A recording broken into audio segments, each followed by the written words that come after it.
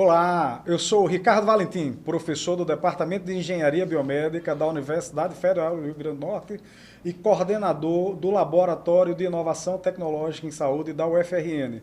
Esta web palestra marca a abertura do curso SIGA A para alunos, como aprender na turma virtual, uma iniciativa promovida pela Pró-Reitoria de Extensão, a nossa PROEX, a Secretaria de Educação à Distância, CEDIS, e o Departamento de Educação do Centro de Ensino Superior do Seridó, ambos da Universidade Federal do Rio Grande do Norte.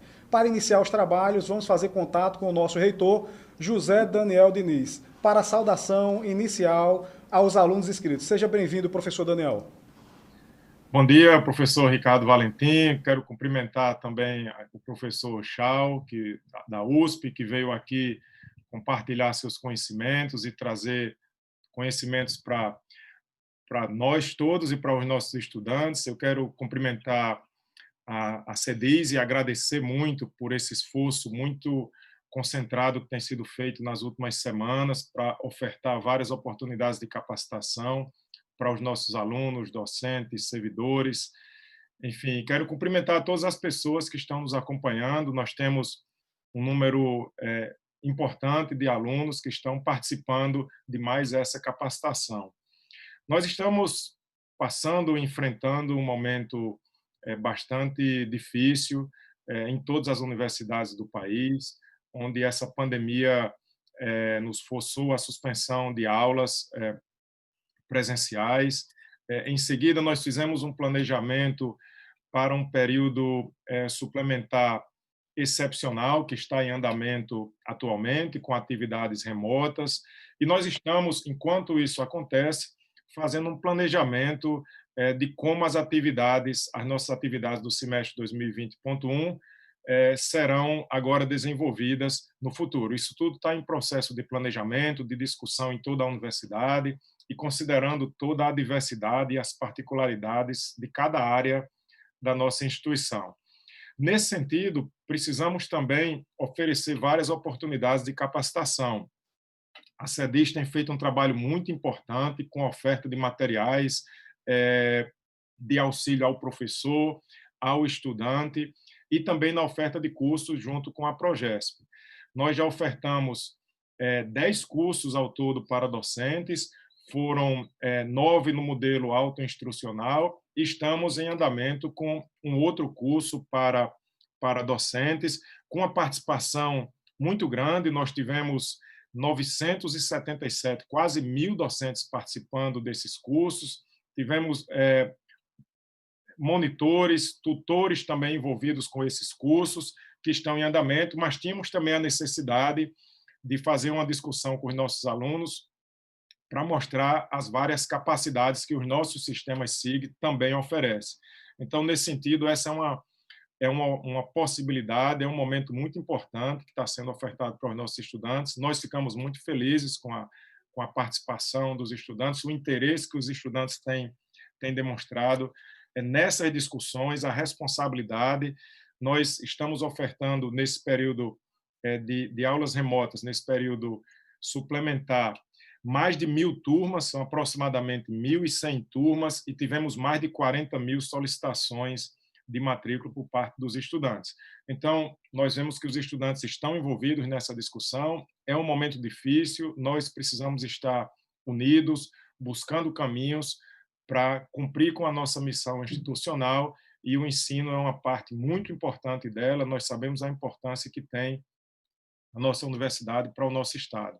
Então, eu quero agradecer mais uma vez a contribuição de cada um, professor Ricardo, por estar participando também desse momento, agradecer mais uma vez ao professor Chau, que se dispôs a vir aqui discutir e conversar com os nossos estudantes, e desejar que seja realmente um curso bastante produtivo para os nossos estudantes.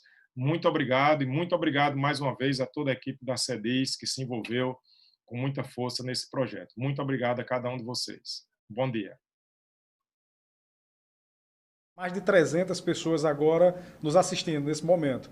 Então agora vamos até São Paulo, né? Falar com o professor Chau, chefe da disciplina de telemedicina da Faculdade de Medicina da USP. O professor Chau, ele é referência internacional aqui no Brasil, foi o cientista, o pesquisador que na área, logo no início, né, da criação da telesaúde no Brasil, criou o homem virtual. E o tema que ele vai abordar hoje é educação digital e múltiplas habilidades. Então, Chau, com você está a palavra, meu amigo.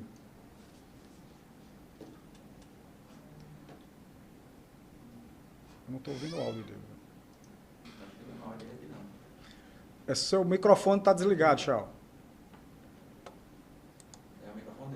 Perdoe-me. Sem Inicialmente, problema. bom dia a todos. Queria dizer que é uma grande satisfação estar aqui para interagir com vocês, agradecer, inclusive, o convite do professor Ricardo para estar nessa oportunidade e cumprimentar o magnífico reitor por essa iniciativa e esse trabalho em conjunto com o professor Ricardo, que é um talento, né? Teve um crescimento meteórico. Meus parabéns, professor Ricardo. Bom, eu estou aqui para conversar com vocês um pouco sobre educação, tá? É uma área que eu tenho atuado muito. Eu vou dizer que eu não tenho utilizado na área de saúde o termo EAD, a educação à distância, tá? Eu tenho desenvolvido um novo método que eu chamo de educação digital multicompetência. Por que eu não trabalho com EAD? Porque a palavra distância era relativa. As pessoas só têm utilizado um único parâmetro chamado distância física. Mas, na verdade, existem 3 tipos de distância. A física, a interatividade, a interativa e a temporal. Portanto, eu parto do princípio que se nós estamos conectados em tempo real, a minha distância temporal é praticamente nula. Se eu estou dialogando, a minha distância interativa é praticamente nula. Só temos a distância física. Talvez no conjunto, uma educação conectada seja menos distante do que uma distância física, quando um professor apenas fala, não permite com que nenhum aluno dialogue e outros. Então, aí eu resolvi repensar que a palavra à distância talvez não fosse a mais conveniente. A segunda coisa, nós não estamos trabalhando com uma educação, exemplo, usando rádio ou correspondência, porque, na verdade, a educação à distância, a correspondência é uma educação à distância. Então, nós estamos usando a educação digital, interativa, por modernos recursos computacionais, tá? Então, isso é só para justificar o nome da educação digital. A outra, multi-habilidades. Na verdade, deixa eu confessar uma coisa, o nome correto não era nem multi-habilidades, era metacognitivo. E como eu vi que todo mundo ficava assustado, o que é metacognitivo? Né? O que é metacognição, que é um termo que foi criado na década de 70, aí eu mudei para multi-habilidades para facilitar a compreensão. Eu vou dizer um ponto. Nós, na terceira década do século XXI, não podemos continuar a fazer uma educação semelhante às décadas anteriores. Nessa década que se consolida o uso de inteligência artificial, robótica e outros, nós temos que partir do princípio que nós temos que fazer os estudantes ou futuros profissionais saberem fazer boas perguntas. Aí me perguntam, mas por que boas perguntas? Porque a inteligência artificial não vai recuperar nenhuma informação confiável e bom se você não souber fazer boas solicitações. Portanto, você tem que aprender a fazer boas perguntas. A outra, os alunos dessa década precisam ter opiniões relevantes. Eles precisam pegar resultado de uma investigação e ter opinião relevante. Eles precisam saber trabalhar em equipe, que é o TBL, Team Based Learning.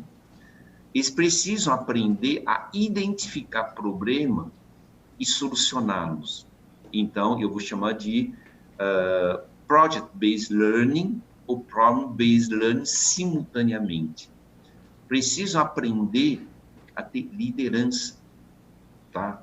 Eles precisam aprender a ter ética. Então, há todo esse conjunto que eu chamei de um perfil de 10 competências mínimas que os profissionais dessa década precisam ter, e eu reuni e chamei de educação digital multicompetência, e a grande parte dela pode ser feita via plataforma. Enquanto nós não acharmos que uma educação digital é, exemplo, uma ferramenta, nós saberemos sempre criar e inovar a educação. Tá? Então, a educação, eu sempre falo que os professores têm a brilhante capacidade de serem poetas do conhecimento para cativar os seus estudantes, são poetas da contextualização para que os alunos possam ter uma imersão da experiência de vida que eles tiveram. Se nós não tivermos isso, isso não é educação. Pode se chamar um ensino. Oi? Pegando esse gancho, eu posso ir fazendo essas interferências assim quando quiser para a gente... Por favor. Porque você colocou uns pontos que eu achei super importantes agora, que foi o grande desafio é o aluno, um dos desafios, né? É o aluno fazer boas perguntas. Então, como é que esse aluno ele consegue elaborar boas perguntas diante de um mundo que oferece tantas informações, e esse conjunto de informações também é uma barreira no processo de aprendizagem. Então, fazer boa pergunta muitas vezes pode ir no sentido de selecionar um bom conteúdo. Então, como fazer boas perguntas? Então, para fazer esse modelo educacional, nós criamos uma plataforma chamada InovaLab. O termo InovaLab não é criação minha, tá? É que a Pró-Reitoria de Graduação da USP, em 2011, quis criar laboratórios de inovação para a graduação e chamando de Pró-InovaLab. Eu apenas peguei o nome e continuei. E nós pegamos a plataforma Moodle e expandimos com 12 recursos que não existem em nenhuma outra plataforma, inclusive pagas. E neles eu inseri, fundamentalmente, só vou comentar 3 recursos que eu uso muito. Um chama votador de dúvida. Votador de dúvida é assim, vamos supor, eu e o professor Ricardo estamos conversando. Os estudantes precisam votar dúvida, eles precisam postar, no mínimo, uma dúvida e votar em 2 outras dos seus amigos. Com isso, o que acontece? Eu faço com que eles consigam enxergar as dúvidas dos seus amigos, porque assim amplia a mente deles, e eles votam em 2. E os outros amigos também votam no dele, só não pode votar no próprio. Então o que acontece? À medida que eu tenho vários ciclos, os alunos desenvolvem uma mente mais aberta, porque eles veem as dúvidas dos seus pares e eles têm critério para dizer, eu também acho isso relevante, eu também acho isso relevante. Portanto, os professores contextualizam e os alunos perguntam. Aí o professor entra num outro ciclo, discute os 3 mais votados e os 3 que ele acha mais estratégico. Afinal, democracia, 50% dos mais votados, 50% que o professor acha mais estratégico. Aí os alunos começam a perceber a relevância. Essa relevância, o mais importante é que quando você usa o votador de dúvida, ele fica documentado como uma ata, e o aluno pode reassistir, inclusive, o que os professores falaram, para promover uma reflexão. Essas, então, se vocês fizerem um ciclo durante 2 meses, com temas aprofundados, eles começam a saber fazerem perguntas cada vez mais significativas, porque isso é um tempo de reflexão. Então, a educação, ela precisa ter a capacidade de observação, uma capacidade de reflexão e repetir. A repetição aprimora ele, a todo mundo que está participando. Agora, Charles, você falou uma coisa, os alunos às vezes me perguntam, acho que devem perguntar isso para você também, que é, professor, nessa 4ª revolução industrial, nesse processo da inteligência artificial, os professores vão ser substituídos? Mas você me falou uma coisa que eu repito para os alunos, que os robôs, eles não têm vivência, eles não têm a experiência que o professor leva para a sala de aula. E cada aula, cada momento tem uma singularidade. E essa singularidade vai daquela aula, daquele dia, naquele momento. Isso não está nos livros, isso não está na inteligência artificial e dificilmente a gente vai conseguir ter um robô que consiga ter a experiência humana em todas as suas dimensões. Como é que você reflete sobre isso também? Então, é por isso que eu usei aquele termo que os professores são, na verdade, poetas. Poetas do conhecimento, poetas de cativar. Os professores poderão usar a inteligência artificial para ajudar a fazer, eu vou chamar de coaching educacional. Criar hábitos, na verdade, fazer pequenos desafios, mas os professores são os maestros de uma sinfonia. Ele vai ter que dar o toque. Esse toque humano faz toda a diferença, tá? Então, dentro da quarta revolução industrial, vamos partir de um princípio. Nós vamos usar novas técnicas de ferramentas de trabalho digital. E os professores vão fazer um upgrade na sua forma de diálogo. E eu vou usar um termo. Professores fazem educação insight, vivencial. Isso quer dizer, ele traz compactado um grande pacote que faz com que o aluno se mergulhe naquilo para entender o contexto e depois vai destrinchando. Isso não é inteligência artificial que vai fazer. Eu diria que o Michelangelo, ele age por inspiração, né? Assim como o Leonardo da Vinci, quando ele faz a pintura, ele age por inspiração, e os professores eles vão sair daquele checklist de carga programática para agora serem, na verdade, os educadores formando novos talentos. Nessa década, inclusive, alguns pontos dizem, né, que os bons profissionais são aqueles profissionais flexíveis, não aqueles que só sabem uma informação, aqueles que se adaptam. Quem pode fazer isso? Alguém que tem experiência de vida. E só mais um recado para os alunos. O professor não é obrigado a saber tudo, mas o professor pode te ensinar como ele escapa ou como ele consegue descobrir as coisas que ele não sabe baseado na experiência. Isso é o aprendizado vivencial. Na verdade, quem sabe de tudo, né? Não tem, quando a gente vê alguém que conhece tudo, sempre tem um vazio de conhecimento. A quantidade de informação produzida é tão grande que esse modelo de ensino, né, Chau, que eu acho que tinha há 40 anos atrás, onde o professor era o centro do conhecimento, isso hoje não se sustenta mais. Esse modelo reflexivo de um professor como um orientador pedagógico, educacional, do processo de formação desses talentos, eu acho que é a grande diferença. Agora, Chau, a gente está no Brasil, dentro das universidades, a gente tem um ambiente, por mais que a gente fale essa palavra inovação, inovação ela promove disrupção, ela incomoda, ela modifica e altera estruturas de poder, mas a gente sabe que as universidades elas são conservadoras. Então, dentro dos cursos na área da saúde, principalmente, então como falar dessa nova forma de ensino que é mediada por tecnologia, mas a tecnologia ela não é o fim, porque o professor, na verdade, ele também precisa de um letramento digital, de um letramento nas tecnologias, mas é muito mais a pedagogia, a parte pedagógica, de ensino que vai fazer a diferença. Então, como é que você, da Faculdade de Medicina, onde tem toda essa questão, acho que tem um microfone ligado, nesse contexto, Chau, aonde na Faculdade de Medicina, que é uma área da saúde muito importante, né, dentro do contexto das formações dos profissionais de saúde, como é que você lidar com essa questão do conservadorismo quando a gente fala em educação mediada por tecnologia? Como é que você trabalha isso dentro da Faculdade de Medicina? Bom, eu vou dizer assim, mesmo a Faculdade de Medicina da USP, nós temos duas correntes. A corrente mais tradicional, e eu sou da corrente que modifica. Em geral, para poder alcançar uma evolução, eu trabalho na ideia do chamado jornada de competência.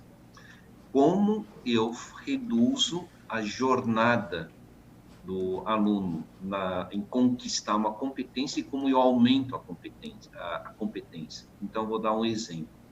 Na plataforma Inova Lab, além desse portador de dúvida, portador de opinião, eu quis desafiar algumas outras coisas. Mas será que eu preciso apenas usar, exemplo, o modelo padrão, vídeo, PDF e lista de discussão? Bom, eu resolvi quebrar. Como que eu ensino a microscopia? Bom, Aí me dizem, não, nós batemos foto para patologia. Eu falei, isso não é suficiente. O aluno precisa aprender o microscópio e a ver uma lâmina, identificar as estruturas e encontrar a ampliação suficiente. E aí nós fizemos um módulo da microscopia digital baseado na plataforma Moodle, onde o aluno não precisa mais de microscópio. Então, temos mais de 3.000 lâminas digitalizadas, escaneadas, com ampliação que vai até 500 vezes, e o aluno pode aprender na casa dele a microscopia, e nem precisa mais estar dependente de uma sala de microscopia. Então, o que acontece? Eu ampliei a capacidade de exposição dele em relação ao aprendizado laboratorial, e ele agora pode ver com o professor a parte de mini tutoriais, roteiros. Então, eu expandi a capacidade de aprendizado. Então, esse virou uma logomarca, quer dizer, a plataforma educacional não só ampliou a sua capacidade de aprendizado em momentos diferentes, como, inclusive, nessa história de mais autonomia. A anatomia e fisiologia. Então, parto, por exemplo, o homem virtual. O que é o homem virtual? É uma computação gráfica em 3D que eu permito com que a pessoa, o estudante ou um profissional consiga entender a fisiologia, anatomia com o impacto clínico aplicado, tá? Então, é o chamado aprendizado morfofuncional significativo baseado em competência clínica. Então, novamente, ele se tornou imbatível. Então, para poder fazer a transformação, eu tenho que escolher os pontos imbatíveis que o método convencional não consegue tão rápido para torná-lo no modo digital. E, ao fazer o modo digital, ele se torna uma referência e, gradativamente, vamos fazendo essas mudanças. Porém, o Covid fez um grande estímulo, agora não tem outra saída senão o meio digital. Aí eu aproveito esses momentos para, inclusive, fazer a transformação do convencional EAD para esse modelo que eu chamei de multicompetências, agregar de recursos que, em geral, não se entendia. Inclusive, uma das coisas que na Faculdade de Medicina da USP nós fazemos muito é o raciocínio clínico investigativo baseado em autópsia. Então, nós estamos usando também um modelo conectado, baseado em plataforma, para que o estudante desenvolva todo o raciocínio investigativo. Então, não é apenas um EAD, que é a transmissão de uma informação, para ser um modelo de construção de competências e raciocínio. Eu gostei muito. Esse trabalho de você permitir que o estudante ele vivencie essa experiência num contexto do cyberespaço, nesse mundo virtual, mas você chegou a fazer alguma avaliação de quando esse aluno, depois de ter vivenciado essa experiência, quando ele vai para o laboratório, no modelo presencial, se ele rende mais? Eu queria que você falasse sobre isso, se vocês têm feito essa relação e qual é a tua avaliação sobre isso? Bom, nós temos trabalhado em 2 pontos, né? A primeira, eu não consigo, na verdade, dizer que o aluno aprendeu mais, porque se o aluno não aprende mais, ele tem que ser reprovado. Então, eu parto de um princípio. O que dá para saber que o aluno vai sabendo melhor do que tem que fazer, presta mais atenção. Excelente. Então, a educação digital, ela age integradamente com a presencial, ela não é para substituir. Excelente. E, por outro lado, quando o aluno vai estar mais atento, a outra coisa é a memória tardia. Daqui a 6 meses, ele lembra mais? Se lembra, então, é o que nós queremos, que é a chamada somação de camadas de conhecimento. Então, nós trabalhamos muito nisso. Ele passa a conhecer melhor e passa a entender uma lógica de associação de ideias. Quando ele entende a associação de ideias, então, ele não vai esquecer, porque ele pode fazer a concatenação. E quando ele faz a concatenação, ele consegue deduzir, então nós trabalhamos muito nisso, capacidade de dedução, capacidade de fazer uma associação prévia e a retenção tardia. Excelente. Porque em relação à qualidade educacional, é uma só. Se não tem aqui conhecimento, tem que ser reprovado, independente se é digital ou presencial.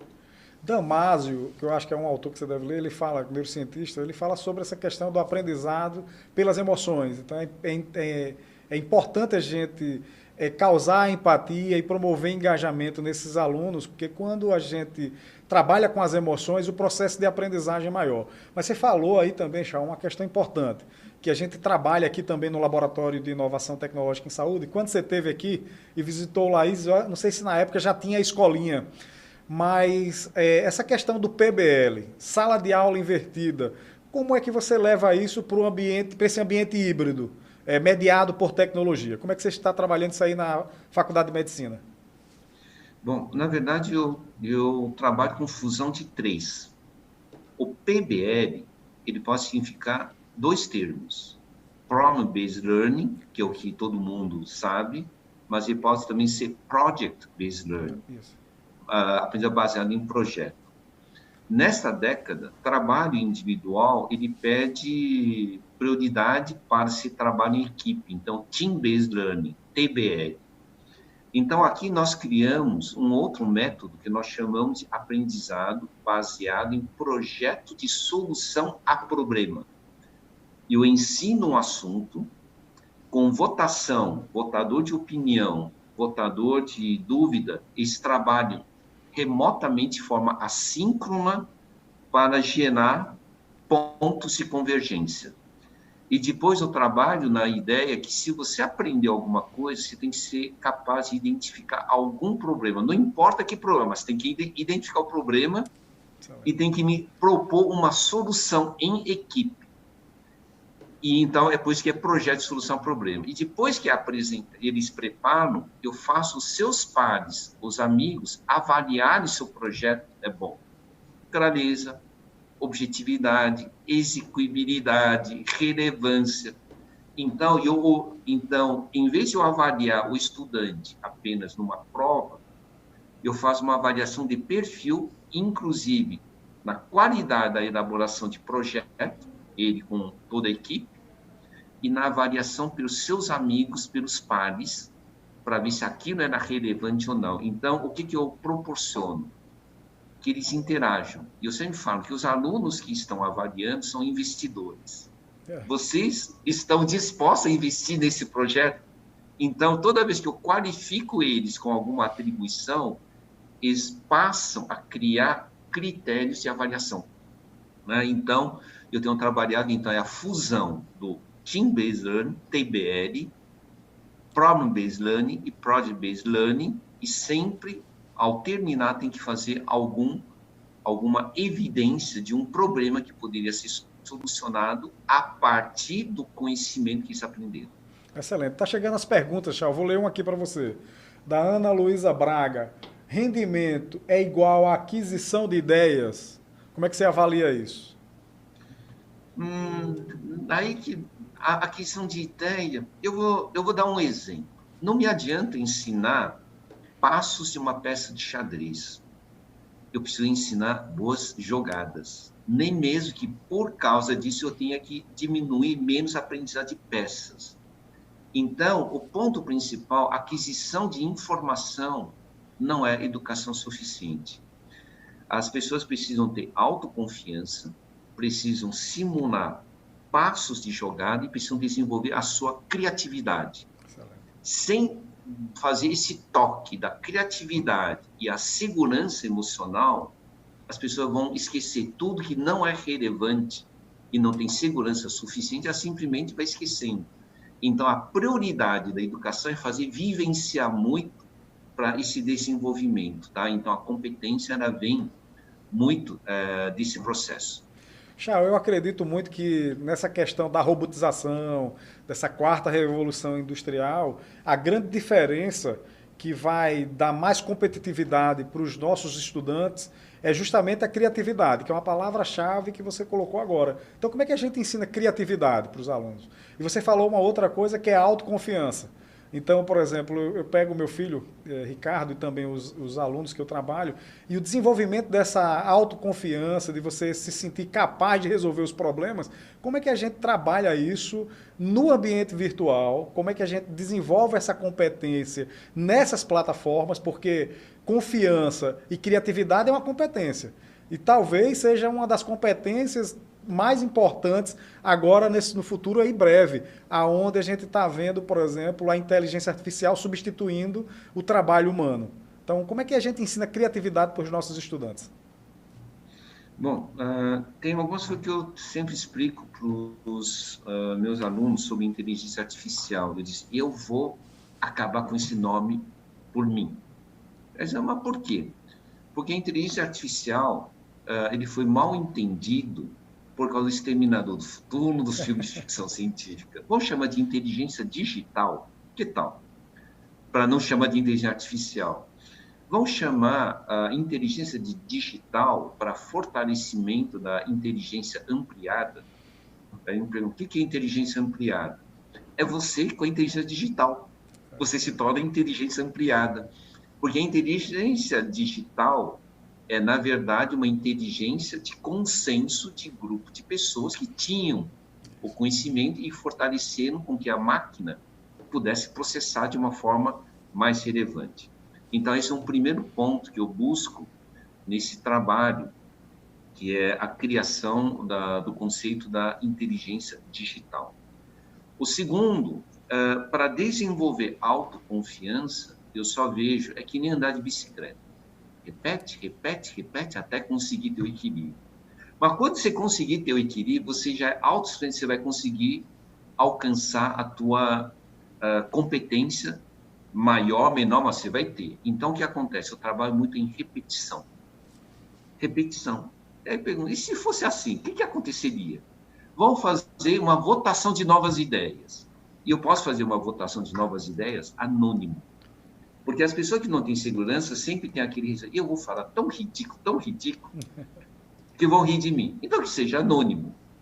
Porém, na plataforma eu digo, se você não postar uma ideia e votar em duas, a plataforma acusa que você não fez. Eu não sei o que você colocou, mas você precisa fazer.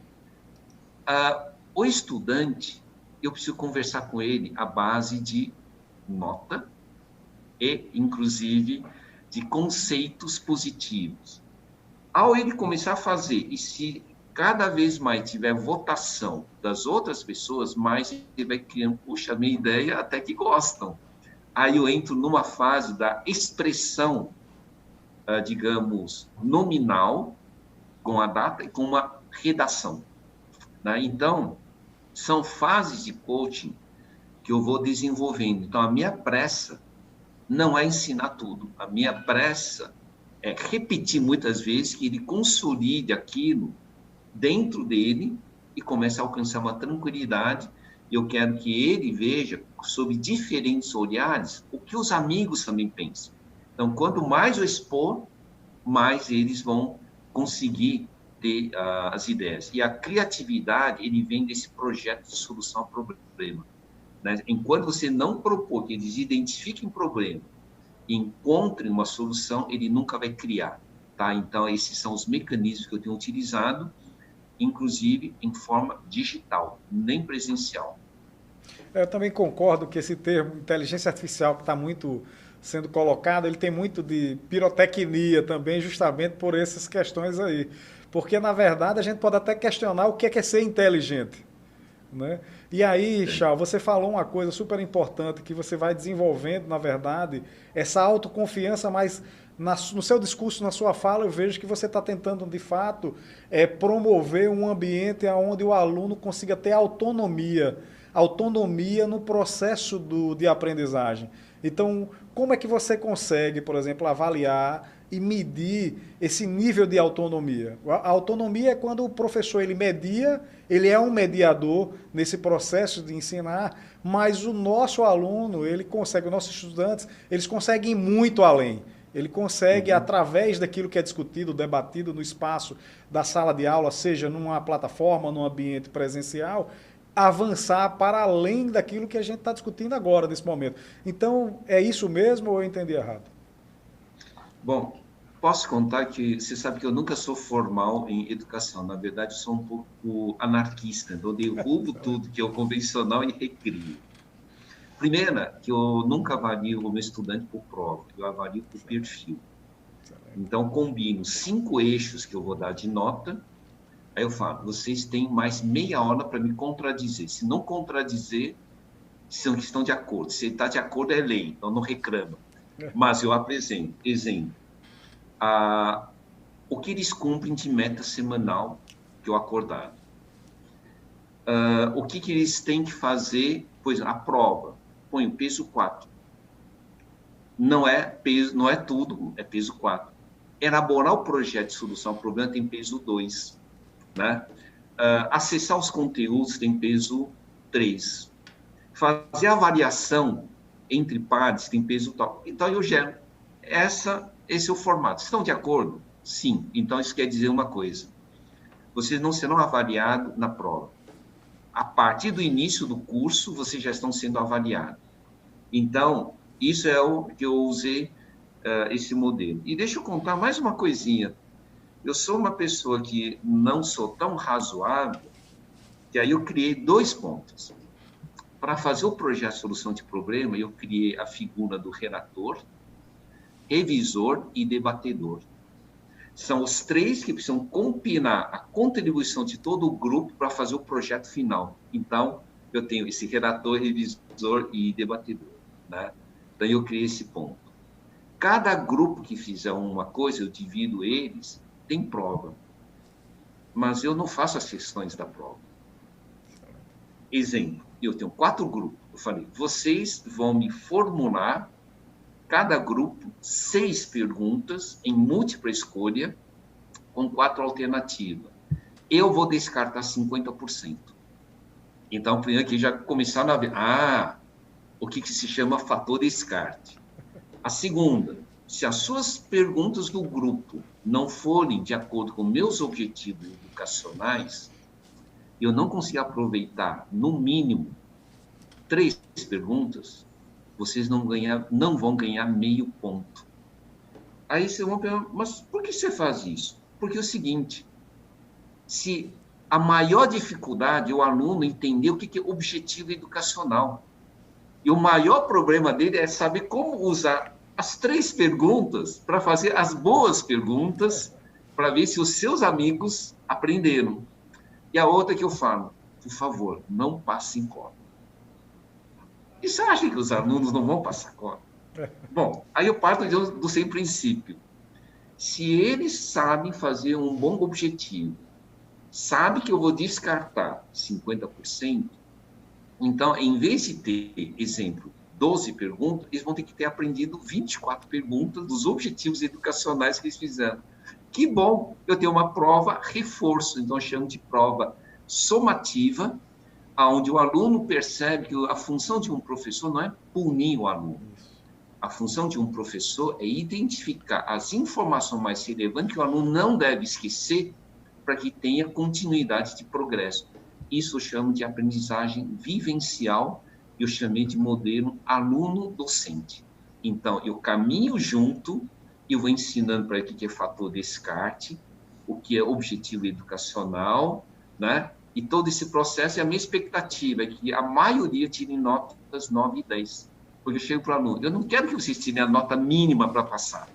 Eu queria que todo mundo tirasse nota 10. Claro. E aí, essa brincadeira vai gerando uma descontração, tanto que os estudantes de graduação, olha, para esse modelo, praticamente eu tive tipo 85% que dão notas 9 e 10 para a dinâmica, porque se divertem, né? O importante do professor não é jogar informação, é fazer com que se divirtam e queiram aprender mais, cada um, inclusive num ritmo diferente, mas crie essa cognição. Mas é isso, eu também acredito nisso, viu, Chão? Que a educação, o processo de ensinar, de aprender, é uma satisfação. Tem que ser prazeroso. Tem uma pergunta do Robert Val, a gente já está chegando já para o final, Chão. Parece que começou agora, Já? porque o papo está Rápido, muito hein? bom. Eu vou fazer essa pergunta e depois vou fazer mais uma colocação para você. Robert Val Pinheiro, qual a linha de base para o estado da arte, da condição discente na USP, para a competência digital no momento atual e sua relação com a adoção de modalidades não presenciais na formação? Então, Bom, eu devo dizer, basicamente, por o que ele favor. quer saber é qual o letramento digital que esses alunos têm para poder estar em atividades não presenciais. Bom, eu acho que as dificuldades são muito semelhantes a de vocês, tá? Eu acho que isso é quase igual. Na verdade, os estudantes e os professores, queira sim, queira não, em maior ou menor grau, sempre fizeram uma certa procrastinação. Então, na verdade, a USP também está correndo muito para estimular homogeneamente os professores a usarem e os estudantes. Então, o estresse que vocês estão passando não deve ser tão diferente quanto o estresse dos nossos estudantes aqui. E vocês, na Universidade Federal do Rio Grande do Norte, tem o professor Ricardo Valentim, que é uma pessoa extremamente inovadora. Então, eu acho que todas as universidades têm seus pontos fortes e seus pontos de transformação, mas tem também essa parte, então nós precisamos começar a criar apoio aos docentes para reinventarem modelos. Uma das coisas que eu uso muito é suporte a docente. Estudante, nós temos que trabalhar com técnicas gradativas, isso é etapa por etapa, você não precisa fazer grandes transformações, mas uma coisa que é sempre importante, colocar uma ou duas coisas novas que eles não sabiam, e eles começam a criar essa experiência, tá? Então, eu acho que nós temos que aproveitar essa oportunidade, não para fazer uma cisão, mas para criar o gosto. Puxa, eu podia fazer dessa forma, tá? Então, isso só pode ser feito de uma forma um pouco mais homogênea. Então, apoio a professores, apoio a estudantes, inserção de uma pequena novidade que ele possa deduzir, ele possa entender e não muita carga de transformação de uma única vez. Então, é um processo de inovação planejado, né, promovendo engajamento, através, eu acho que da inclusão das pessoas, fazendo com que elas participem dessa transformação aí, né, Chau? Eu acho que é isso. A Ana Luísa Braga, ela está fazendo uma pergunta, na visão do Dr. Chau, qual a sua opinião sobre educação continuada? Qual a responsabilidade nas universidades nesse contexto, pós-graduação, e como é a atuação da USP nessa perspectiva? Bom, eu vou fazer uma afirmação para vocês. Ninguém pode parar de estudar mais, tá? Porque, inclusive, tem um trabalho que fazia a previsão de velocidade de duplicação de informação no mundo. Em 1900, achava que era a cada século. Em 1945, achava que era a cada 25 anos. Em 1982, achava que era mais ou menos a cada 13 meses. E na última previsão, inclusive feita pela IBM, é que a duplicação da informação mundial deve ocorrer a cada 24 horas. Então, moral da história, não pode parar de aprender. Portanto, educação continuada e permanente é a regra. O Covid também está ensinando isso. Muitas vezes, em 2 meses, o que nós tínhamos aprendido, achava que era verdade, já não é mais válido. Então, nós temos que estar continuadamente trabalhando em equipe, numa nuvem de conhecimento, e isso tem que fazer sempre um aprendizado significativo e relevante. Então, é o ponto. Alunos não deveriam mais se formar. O aluno ganha um passe para um programa de educação continuada na sua universidade. É isso aí, né? Eu acho que isso é um ponto importante para que vocês possam ser profissionais cada vez melhores, tá?